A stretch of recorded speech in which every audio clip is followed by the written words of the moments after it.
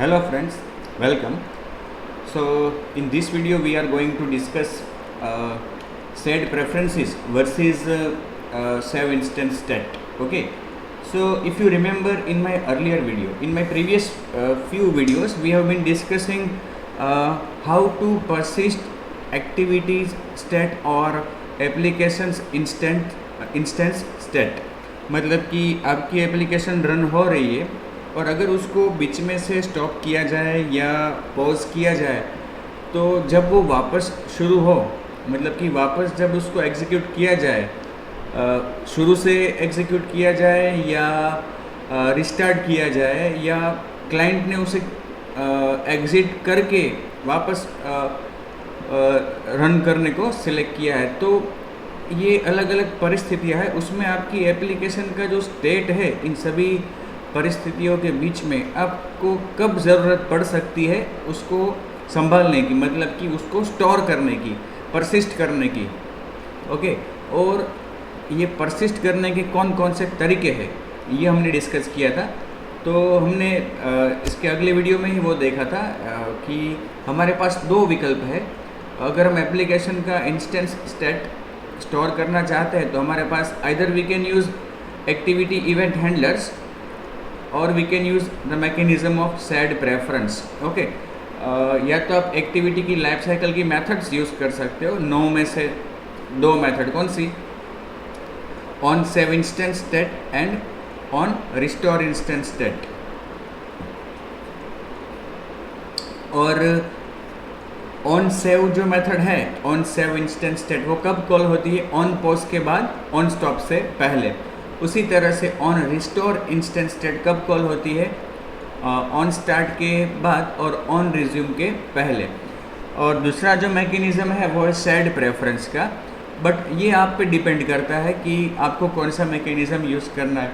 तो कई बार क्या होता है कि हम कंफ्यूज हो जाता है कि भाई कौन सा मैकेनिज़्म ज़्यादा बेहतर है, कौन सा यूज़ करने से एक्टिविटी का परफॉर्मेंस अच्छा रहेगा वगैरह, हमारे दिमाग में ये प्रश्न आते रहते हैं। तो ये जो कन्फ्यूज़न है या ये जो क्वेश्चन है उसके सॉल्यूशन के लिए मैंने ये एक एडिशनल वीडियो रिकॉर्ड करके रखा है कि कौन सा मैकेनिज़्म यूज़ करें और कौन से मैकेनिज़्म में या फिर कौन से मैकेनिज़्म को कब यूज़ करें। Okay, so persisting activity stat, whenever there is a configuration change such as rotation or application going into multi-window mode, the activity is recreated। ये हमने बहुत बार देख लिया। मेरे अगले 2-3 वीडियोस में मैंने आपको डेमो ऑफ लाइफ साइकिल भी बताया था, डेमोस्ट्रेट किया था। तो तब भी आपने देखा था कि जब भी हम एप्लीकेशन का या मल्टी विंडो स्टेट में ले जाते हैं या तो उसका ओरिएंटेशन चेंज करते हैं, तो हर बार क्या होता है कि अपनी एक्टिविटी रिक्रिएट होती है। मतलब कि अगर रोटेशन करते हैं, रोटेशन मतलब कि ओरिएंटेशन चेंज करते हैं अपनी एप्लीकेशन का, तो वो रिक्रिएट होगी। ओके, डिस्ट्रॉय होने के बाद वापस ऑन क्रिएट कॉल होगा अपने आप। क्लाइंट कुछ नहीं कर रहा है, क्लाइंट ने तो केवल डिवाइस का ओरिएंटेशन जो था उसे चेंज किया, लेकिन इस ओरिएंटेशन के होने से के कारण हमारी जो एप्लीकेशन है वो डिस्ट्रॉय भी हो गई और वापस ऑन क्रिएट से वापस शुरू भी हो गई। ओके, और तो तब क्या ज़रूरत पड़ सकती है हमें? अपनी एप्लीकेशन के जो लोकल मेंबर्स है, लोकल वेरिएबल्स, उनको स्टोर करने की आवश्यकता पड़ सकती है। बिकॉज कि ऑन क्रिएट से शुरू होती है तो एक्टिविटी का इंस्टेंस वापस बनेगा। अगर वापस इंस्टेंस बनता है तो इंस्टेंस वेरिएबल जो है वो भी रिक्रिएट होगा और वो इनिशियलाइज होगा अपनी इनिशियल वैल्यू से। तो कहने का मतलब कि इस जगह हमें ज़रूरत पड़ सकती है इस तरह के वेरिएबल्स को सेव करने की। उसी तरह से जब मल्टी विंडो में जाती है एप्लीकेशन तो भी वो स्टॉप हो जाती है और वापस जब उस पर फोकस आता है क्लाइंट का तो वापस वो रिस्टार्ट से शुरू होती है, रिस्टार्ट, स्टार्ट एंड रिज्यूम। तो तब भी हमें ज़रूरत पड़ सकती है कुछ डेटा को संभालने की, स्टोर करने की। ओके, तो ये दो ऐसे महत्वपूर्ण केस है कि जैसे कि कॉन्फ़िगरेशन चेंज होना और मल्टी विंडो। ओके, कि जब आपकी एप्लीकेशन को रिक्रिएट किया जाता है। In this recreation the application gets started and may lose data in the views if not handled properly. देखो ये जब रिक्रिएट होता है तो एप्लीकेशन जो है वो रिस्टार्ट होती है, मतलब कि शुरू से स्टार्ट होती है। तो हो सकता है कि इस रिक्रिएशन के दौरान आपकी एप्लीकेशन का कोई महत्वपूर्ण डेटा, कोई इन्फॉर्मेशन लॉस हो जाए, क्योंकि अगर उस इन्फॉर्मेशन को लोकल वेरिएबल्स में स्टोर किया है तो वो तो वापस इनिशियल वैल्यू से इनिशियलाइज होगा। हाउ टू परसिस्ट, तो जैसा कि हमने डिस्कशन किया है अगले लेक्चर्स में कि अगर हमें परसिस्ट करना हो डेटा को तो कैसे करें, ऐसी कंडीशंस में, ऐसी सिचुएशंस में डेटा को कैसे परसिस्ट करें, using activities life cycle callbacks and using shared preferences.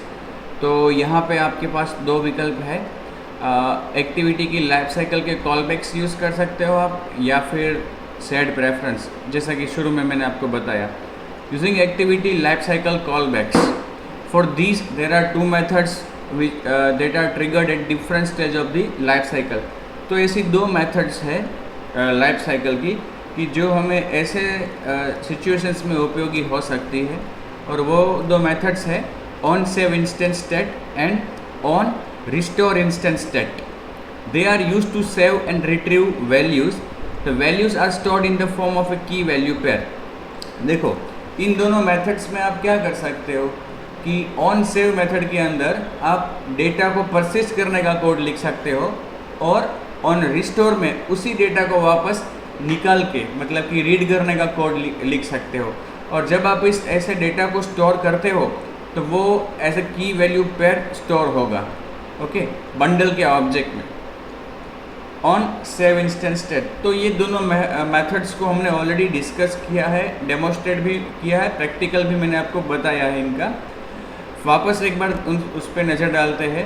On save instant state method gets called typically before on stop. ये हमने देखा था, before on stop is called. These varies from Android version to version. In the older versions, it used to get before on stop. देखो हमने video में देखा था practical, जब हमने इम्प्लीमेंट किया लाइफ साइकिल का, कि ऑन स्टॉप से पहले कॉल होती है। लेकिन एंड्रॉयड के कुछ नए वर्जन्स में ये method on save instant state on stop के बाद भी कॉल होती है, मतलब या पहले या बाद, दोनों में से एक ही होगी, दोनों बार कॉल नहीं होगी। तो लेटर वर्जन्स में वो बाद में कॉल होती है ऑन स्टॉप के। Inside this method we save the important values in the bundle in the form of key value pairs.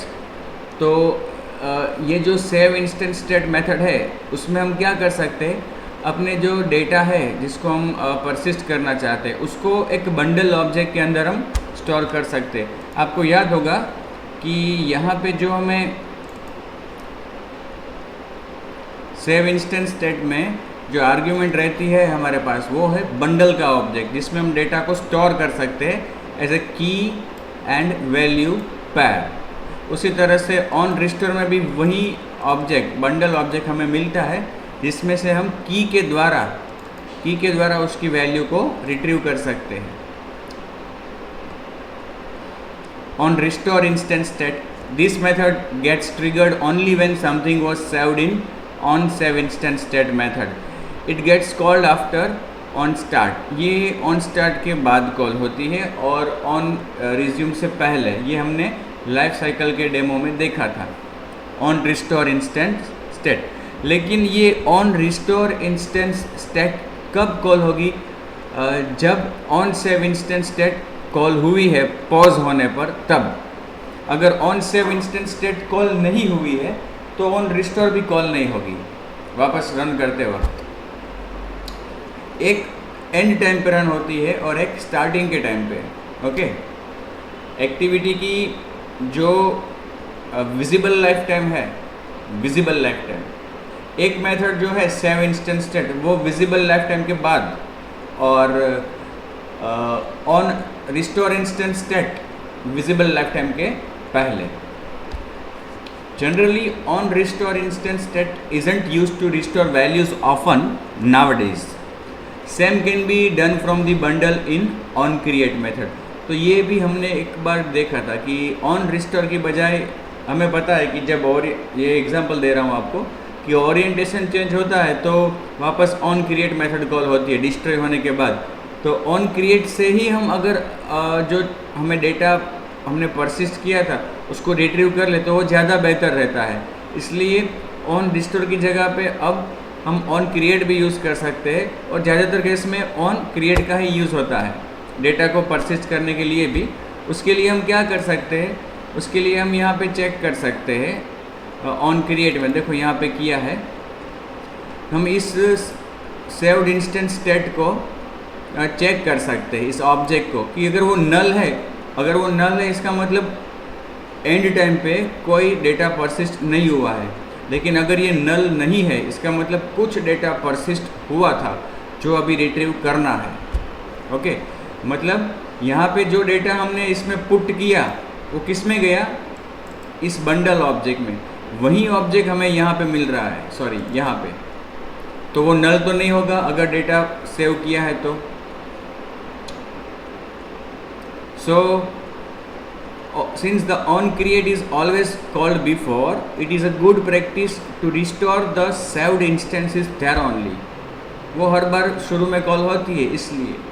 अब दूसरा जो मैकेनिज्म हमारे पास है वो है सेड प्रेफरेंस का। We only need one sed preference file for our application and it is customarily named with the package name of our activity। This makes its name unique and easily associated with our application। ज़्यादातर case में जब आप said preference का उपयोग activity का या application का state store करने के लिए करते हो तो उसका नाम, आपके पैकेज का नाम जो है वही रखना चाहिए। ओके, उससे एक आपको साम्यता रहेगी, कंसिस्टेंसी रहेगी। You create the sed preference file in the onCreate method of your main activity and store it in a member variable। क्या कहा है यहाँ पे कि sed preference को आप क्रिएट करोगे onCreate मेथड में और उसको किसी एक मेंबर वेरिएबल में स्टोर कर दोगे sed preference को। The mode argument is required because older versions of Android has many other modes that allowed us to create a word readable, word writable preference। These modes were deprecated in the API level 17, so nowadays it is not so much used and it is now strongly discouraged to use these modes। So if we need to share data with another applications, ये तो यहाँ पे just आपको बात हुई इसलिए कह दिया कि अगर आपको सेड प्रेफरेंस के द्वारा किसी और एप्लीकेशन के साथ अपनी एप्लीकेशन का डेटा शेयर करना है तो वर्ड रीडेबल, वर्ड राइटेबल अब ऐसा मत यूज़ करो। शेयर करना है तो कंटेंट प्रोवाइडर का यूज़ करो, सेड प्रेफरेंस के द्वारा वो मत करो, क्योंकि कंटेंट प्रोवाइडर का मकसद ही वही है कि अपनी एप्लीकेशन का डेटा दूसरी एप्लीकेशन में शेयर करवाना, प्रोवाइड करना। सेड प्रेफरेंस के द्वारा वो हो सकता है, हमने प्रैक्टिकली किया भी है, लेकिन वो इतना बेहतर तरीका नहीं है और अब तो उसको डिस्करेज भी किया गया है। ओके, तो यहाँ पे सेड प्रेफरेंस के द्वारा हम ऑन क्रिएट में सेड प्रेफरेंस को क्रिएट करेंगे, फिर ऑन सेव में उसमें कुछ पुट करेंगे, फिर ऑन रिस्टोर या ऑन क्रिएट में उसको रिट्रीव करेंगे। You save preferences in on pause state of your. देखिए, मैंने आपको अगले वीडियो में कहा था प्रैक्टिकल में कि सेड प्रेफरेंस के द्वारा जब हम डेटा को परसिस्ट करेंगे तो वो ऑन सेव या ऑन पॉज में, दोनों में से एक में करेंगे। ज़्यादातर केस में ऑन पॉज में करेंगे। ओके, अब ऑन पॉज के अंदर हम क्या करेंगे, प्रेफरेंस के अंदर डेटा को, सेड प्रेफरेंस के अंदर डेटा को पुट करेंगे, और पुट करने के लिए हमें ज़रूरत पड़ती है एडिटर की। गेट ए सेड प्रेफरेंस डॉट एडिटर। तो सबसे पहले हमें एक एडिटर का ऑब्जेक्ट क्रिएट करना होगा एडिट मेथड के द्वारा, और फिर उसमें अलग अलग डेटा को पुट करना होगा। पुट INT, पुट स्ट्रिंग, बहुत सारे वर्जन्स हमारे पास है पुट के इसके द्वारा। और जब ये आप पुट करो तब आपको उसको एक की भी देनी पड़ेगी। ओके, और अगर वो की मतलब कि डेटा को आप पहली बार नहीं राइट कर रहे हो तो वो की पहले बनी भी होगी और अब वो ओवरराइट भी हो जाएगी। लास्ट में आपको ये नहीं भूलना है अप्लाई को कॉल करना, क्योंकि अप्लाई करोगे तभी सेड प्रेफरेंस में जो डेटा रखा है आपने वो परसिस्ट होगा, मतलब कि परमानेंटली स्टोर होगा, अदरवाइज वो कमिट नहीं होगा। Call apply to write out your changes। apply method save the preference asynchronously of the UI thread। sed preference editor also has a commit method to synchronously save the preference। Commit method is discourage as it can block other operations. देखो commit method जो है वो blocking state में रख देती है, मतलब कि जब तक वो कमिट नहीं करेगी तब तक एप्लीकेशन आगे नहीं बढ़ पाएगी, तो वो सिंक्रोनियसली है। तो हमें क्या करना चाहिए, अप्लाई मेथड का यूज़ करना चाहिए, जिसको हम यूज़ करते आए हैं, apply. As shared preference instances are singletons within a process, it's safe to replace any instance of commit with apply if we already ignore the return value. We don't need to worry about Android component lifecycle and their interaction with apply writing to disk. Frameworks make sure in-flight disk writes apply complete before switching states. Restoring shared preference. अब देखो ये shared preference के द्वारा activity का state कैसे persist कर सकते हैं। तो ये हमने देखा कि ऑन पोस्ट के अंदर शेयर्ड प्रेफरेंस में डेटा पुट करेंगे, किसके द्वारा, एडिटर के द्वारा, और लास्ट में क्या करेंगे, अप्लाई। ओके, कौन सी मेथड में, ऑन पोस्ट में। अब जब आपकी एक्टिविटी रिक्रिएट हो तो वो डेटा जो परसिस्ट किया है आपने, अगर कोई किया है तो उसको वापस रिट्रीव करना होगा। How you restore shared preference in onCreate method of your activity. The get methods are available for the shared preference to be used with the shared preference. जिस तरह से हमने उसमें पुट किया उसी तरह से गेट मेथड्स हमारे पास अवेलेबल है। डायरेक्टली शेयर्ड प्रेफरेंस के साथ आप ये मेथड्स कॉल कर सकते हो, जिसमें आपको आर्ग्यूमेंट पास करनी होगी की। जिस की के साथ आपने वैल्यू को स्टोर किया है वो की यहाँ पे पास करोगे तो रिटर्न क्या होगा, उस की value.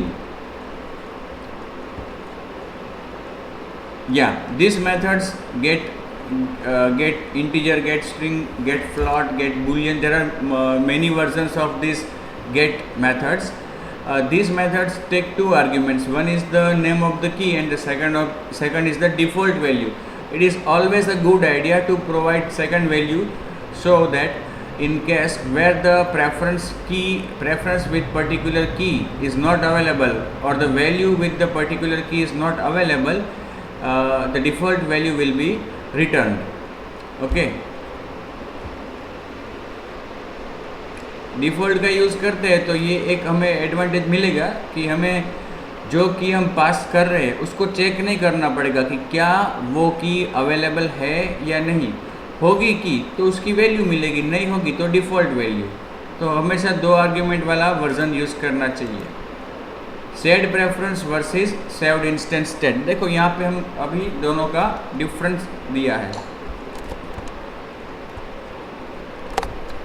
Shared preferences it persist across user sessions even if your application is stopped and restarted or if the device is rebooted। देखो क्लाइंट का सेशन मतलब क्या कि क्लाइंट ने आपकी एप्लीकेशन को शुरू किया, मेनू में से रन किया, तब से लेकर जब तक क्लाइंट आपकी एप्लीकेशन को एग्ज़िट नहीं करता है, बैक की प्रेस करके एग्ज़िट नहीं करता, तब तक का जो ड्यूरेशन है वो एक सेशन है। ऐसे मल्टीपल सेशंस के बीच में भी शेयर्ड प्रेफरेंस में जो डेटा रखा है वो कायम रहेगा, वो उसमें परसिस्ट रहेगा। कहने का मतलब एक बार क्लाइंट ने एप्लीकेशन को रन किया, एग्ज़िट किया, वापस रन किया, एग्ज़िट किया, वापस रन किया, तो भी वो डेटा शेयर्ड प्रेफरेंस में जो रखा है वो मिलेगा। जबकि on the other hand saved instance state में क्या होता है कि it preserves state data across activity instances in the same session. जब आप सेव्ड इंस्टेंस स्टेट का यूज़ करते हो तो उसमें डेटा कब तक रहेगा, जब तक करंट सेशन चालू है तब तक। मतलब कि क्लाइंट ने एप्लीकेशन को रन किया तब से लेकर जब तक वो एग्ज़िट नहीं करता तब तक। मैन्युअली वो एग्ज़िट करता है या एक्टिविटी आपकी किल हो जाती है तो इसमें रखा गया डेटा डिस्ट्रॉय हो जाएगा। शेयर्ड प्रेफरेंस की बात करें तो it is used for data that should be remembered across user sessions such as a user's preferred settings और देयर गेम स्कोर। देखो मैंने आपको बताया था शुरू में ही इस वीडियो के कि कब कौन सा यूज़ करें। ओके, कब कौन सा यूज़ करें। तो यहाँ पे क्या कहा गया है कि शेयर्ड प्रेफरेंस का आपको कब यूज़ करना चाहिए, जब आपको डेटा इस तरह से परसिस्ट करना है कि वो आपको चाहे डिवाइस आपका रिबूट हो तो भी मिलना चाहिए। आपका डिवाइस मतलब कि क्लाइंट का डिवाइस अगर रिबूट होता है फिर भी आपका रखा गया डेटा मिलना चाहिए। अगर क्लाइंट एक्टिविटी को एग्जिट करके वापस रन करे तो भी मिलना चाहिए। तो ऐसा डेटा कौन सा हो सकता है? तो अगर आपकी एक्टिविटी में आपने क्लाइंट से कुछ सेट करवाया है कि जो नेक्स्ट टाइम आप उसको दिखाना चाहते हो, तो ऐसा डेटा आपको सेट प्रेफरेंस में स्टोर करना चाहिए। या फिर कोई गेम की एप्लीकेशन है, उसका स्कोर आप स्टोर करते हो जिससे क्लाइंट को दूसरी बार दिखाई दे वो अपना स्कोर, तो इसके लिए भी आपको सेट प्रेफरेंस का यूज़ करना है क्योंकि वो परमानेंटली रहेगा। Used whereas on the other hand save instance state की बात करें तो it is use for data that should not be remembered across sessions such as the currently selected tab और any current state of an activity.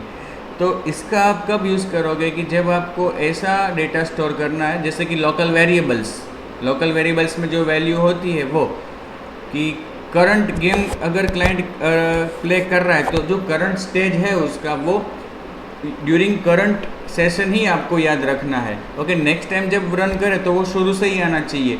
तो ऐसे case में आप saved instance state का यूज़ कर सकते हो।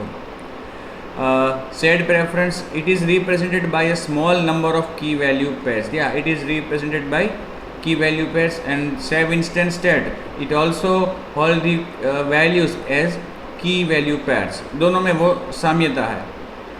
सेड प्रेफरेंस की बात करें तो data is private to the application.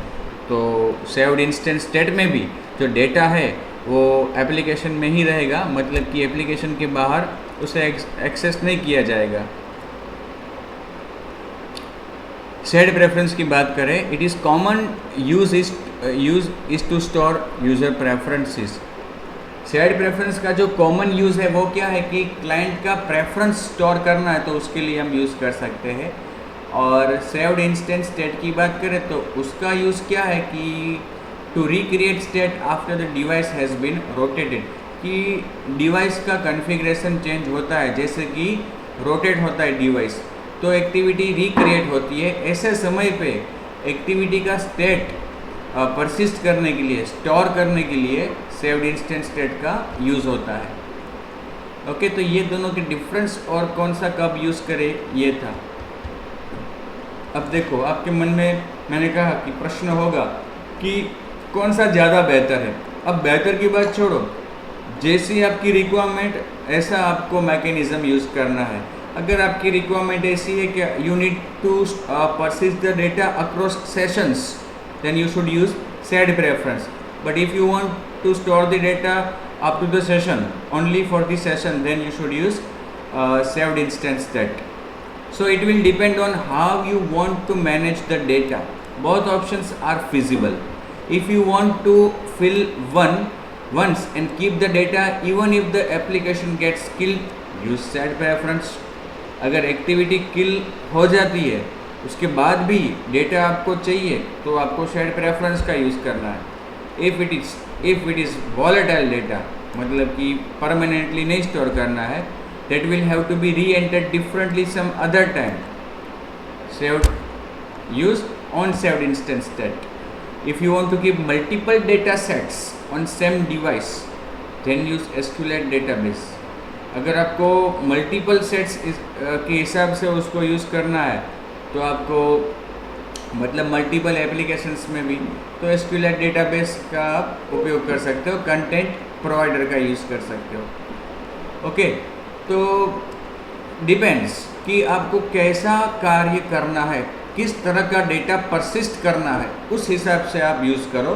कौन सा ज़्यादा बेहतर है ये कोई ऐसा पॉइंट नहीं है डिस्कशन का, ठीक है। Use shared preference. अच्छा, तो सेड प्रेफरेंस कब यूज़ करोगे?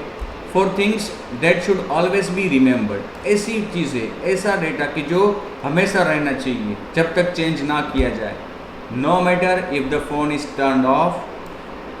Okay, example for settings chosen in the settings screen of your application. मतलब कि ऐसा डेटा कि जो एप्लीकेशन डिवाइस क्लोज होने के बाद भी डेटा उसमें रहता है तो रहना चाहिए, तो उसके लिए आप सेड प्रेफरेंस का यूज़ करो। जैसे कि आपकी एप्लीकेशन में आप क्लाइंट को सेटिंग्स का एक पेज दे रहे हो जहाँ पे वो कुछ सेट कर सकता है, तो उसमें आप यूज़ कर सकते हो प्रेफरेंस का। Use on saved instant state for remembering things about the current state of your activity, such as the currently selected tab on the screen. It allows you to recreate the same state after a rotation or if the application was killed due to low memory. देखो आपकी application में आपने अलग अलग 3-4 tab रखे हैं। अब suppose कि क्लाइंट थर्ड टैब पे है और वो रोटेट करता है डिवाइस को, तो क्या होगा, एक्टिविटी रिक्रिएट होगी, रिक्रिएट होती है तो वापस से पहला टैब आ जाएगा, लेकिन ऐसा नहीं होना चाहिए। उसका जो सिलेक्टेड टैब है वही सिलेक्टेड रहना चाहिए रोटेशन के बाद भी। तो हमें क्या करना चाहिए कि क्लाइंट जब रोटेट करता है तो on saved instant state method call होगी, उसमें हमें ये टैब जो है कौन सा टैब उसने सिलेक्ट किया है वो हमें परसिस्ट कर लेना चाहिए, जिससे ऑन क्रिएट में या तो ऑन रिस्टोर इंस्टेंट स्टेट में वापस उसी टैब को हम सिलेक्ट करके क्लाइंट को बता सकते हैं। The things saved in on save instant state will be forgotten after reboot and when starting a new instant state of an activity they will not be passed, so they are only for remembering the state of the activity. हाँ, ये तो हमें पता है कि भाई saved instant state के द्वारा जो डेटा आपने बंडल में स्टोर किया है वो डेटा करंट सेशन तक ही रहेगा। अगर एक्टिविटी को किल किया जाता है और वापस वो रन होती है तो वो डेटा नहीं मिलेगा, या तो डिवाइस रीबूट होता है तो भी सेव्ड इंस्टेंट स्टेट में जो डेटा परसिस्ट किया है वो मिलेगा नहीं। तो आपको ये बात ध्यान रखनी है। ओके, तो ये था मेरा डिस्कशन, और आपको मैंने जैसा कि बताया कि हमने जो आगे मैकेनिज़्म डिस्कस किया है उसी में हम थोड़ा डिटेल में डिस्कस करेंगे। ओके, जिससे आपको कन्फ्यूजन ना हो कौन सा ज़्यादा बेहतर, दोनों बेहतर है, depends on situation, you should use the correct mechanism. Okay, good bye.